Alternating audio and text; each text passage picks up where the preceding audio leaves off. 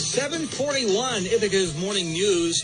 13 days until Election Day, just a few days away from early voting beginning in New York State. Joining us on the Newsmaker line, Leslie Danks Burke.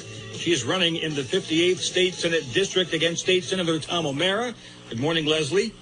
Good morning. Great to be with you. Good to be with you. Are taxes too high in New York State? Definitely taxes are too high in New York State. And the reason for that is that those of us in the middle class are having to subsidize the folks who don't pay anything at all. And that's those billionaires downstate who are at the tippity top, but they don't carry their fair share. I've always wondered, if you win the election, do you have a plan in place for what you would do on day 1 or day 5 or day 100? Or is it tough to think that far ahead?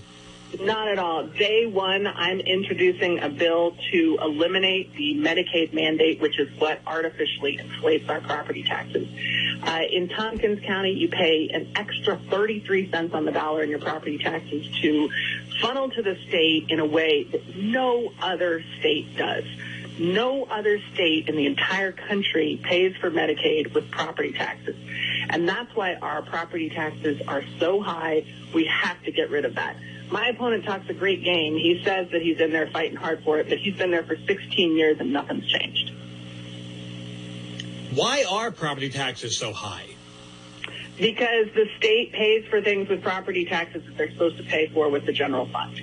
Plain and simple. The second reason is because we are funneling money out of our tax dollars to prop up big corporations that should be making their profits somewhere else. That's the American way. That's capitalism. Is you get out there in the marketplace and you make a profit. You don't ask the government to subsidize your operation. But what we do in New York State, and it's proven by one audit from the comptroller's office after another, just last December, we saw an audit of the Medicaid program that showed close to $1 billion in bloat of our tax dollars that are going to pay for corporate profits. That was last December, and nobody in Albany has done anything about it. Listen, you find an extra $1 billion under your couch in your house, you do something about it, but Albany is sitting on it. Impossible, though, to change that overnight. Is there a long-term plan? If you win the election, do you have a long-term plan for how to change the way things are done in New York State after decades, in many cases, of one way of thinking?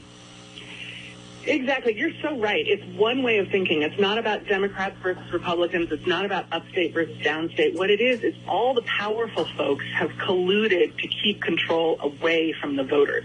And the way you change that is with openness and honesty. We have to open this process up. You can't even get a clear education budget from the state to try and understand where our education dollars go, for example. New York pays more per student than just about any other state, but that money is not getting into the classroom. Where's that going? We don't know, because you cannot get a very clear budget. We have to open this process back up. We have to figure out where the powerful people are funneling our money. That's our tax dollars we're talking about. And we've got to start changing that so that our tax dollars are going to what we benefit from. Our guest is Leslie Danks Burke, who's running against State Senator Tom O'Mara in the 58th State Senate District. She's the Democratic challenger. We know that New York State is facing an epically large budget deficit, somewhere in the neighborhood of $13 or $14 billion. What do you do about that? First thing you do about that is you take a look at where the money's going in the first place. You can tell a whole lot about anyone based on what their budget priorities are. What do you spend your money on? That's what you care about. And right now, New York State is spending its money on propping up the richest people who are making bank off of this pandemic and letting working class people go without unemployment, without health care, and with paying exorbitant taxes. So the first thing we have to do is take a look at that terrible system that isn't getting us our fair share. Apart from property taxes, what would you identify as some of the major issues facing not just the 58th district, but New York State in general in the next year? We have the same problems that we've had for decades here, Joe. If you take a look at, for example, broadband internet connectivity, there have been children who go home from school at night and they're not able to do their homework because they don't have any internet at their houses. Well, now, because of the pandemic, they can't go to school at all because school is happening online at home and they can't get online. So that's a problem that existed before the pandemic, and now it's exponentially worse. Another example is our rural hospitals. They've been underfunded. The supply chain is way too tight, practically broken down for our rural hospitals. They can't get the resources they need. They don't have infrastructure improvements. Well, that was a problem before the pandemic when people, had to drive an hour and a half, a woman driving an hour and a half, 2 hours, 3 hours if she's in labor to get to the nearest healthcare facility. Now, in the pandemic, when so many people are sick, it's an exponentially greater problem. So, in my view, we need serious leadership to deal with these serious problems that have been building for a long time. We need people to get in there and recognize that we can't procrastinate anymore. We have to fix some of these things. And the crisis, the healthcare crisis, is showing us we have to fix them now. We've talked, Leslie, about rural broadband several times on our show with different lawmakers. As someone who's been looking from the outside, someone who's not been working in the trenches of Albany, why do you think it has been such a long, almost decades-long pursuit to establish a strong, consistent internet access in rural areas that from almost day one has not had that? Why is that? That's because we're letting the corporations take our tax dollars and we're not holding them accountable. Look, back in the 1930s, we had a rural electrification program. And this was in the 1930s, before technology was as good as it is now, right? And we managed to get electricity to every household across the country, no matter how far from the main road they were. It's possible to do rural broadband, but we aren't prioritizing it as a public utility the way we did once before with electricity.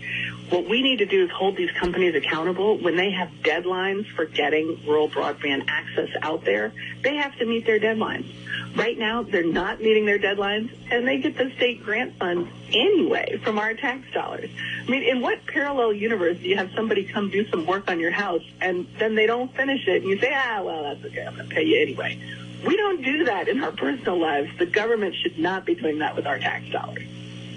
Our guest is Leslie Danks Burke, running in the 58th District, Democratic challenger to State Senator Tom O'Mara.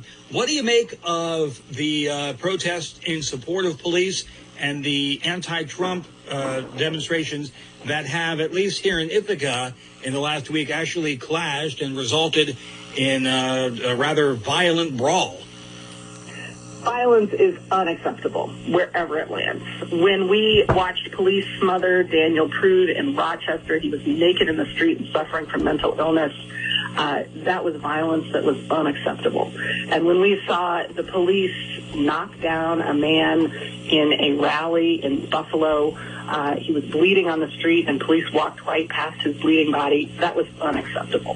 Violence in Ithaca to protest and raise the voice for your values is also unacceptable. We have to get to a point in American society where we recognize that our voice is powerful.